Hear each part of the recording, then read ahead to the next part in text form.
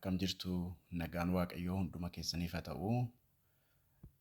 Kuni guyyaan kun as biyya Ameerikaa yookiin warra Awurooppaa jiraataniifis guyyaa dhalachuu gooftaa keenya Yesuus Kiristoos itti kabajamuudha. Biyya kanatti afaan Kiriismas jedhamee biyya keenyattis immoo ayyaana gannaa jedhanii ittiin beekama.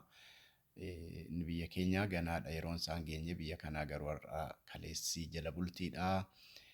Har'a immoo ayyaana kana irratti maatii wajjinis waldaas dhaqanii waaqeffannaa godhatanii booda namooti maatii isaanii wajjin walii wajjin dabarsu jechuudha. Biyya kanatti sabni biyya keenyaa biyya kanatti godaananis akkuma biyyatti kabajanutti asittis walii wajjin waldaattis qe'eettis hin kabaju.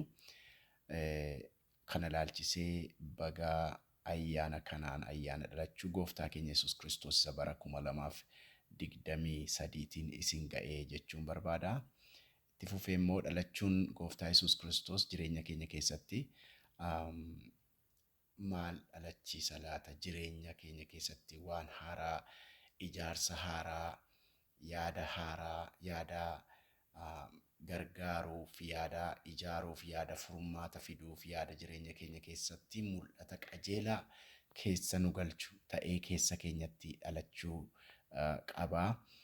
Akkasumas jireenya hafuura keenyaa guutumaan guutuutti isa bara darbee, isa waggaa darbee caalaa maal fooyyessuun qaba, maalittiin jabaachuu qaba, maalittiin immoo hanqina qaba, eenyuun dhiifama gaafadhaa, nama haaraa, uumama haaraa ta'ee jiraachuudhaaf kan jedhu yaadnee akka itti fufnee waaqeffannu ayyaana kanas yommuu ayyaaneffannu akka kana yaadannuun isin affeera. Gooftaan isin haa eebbisu.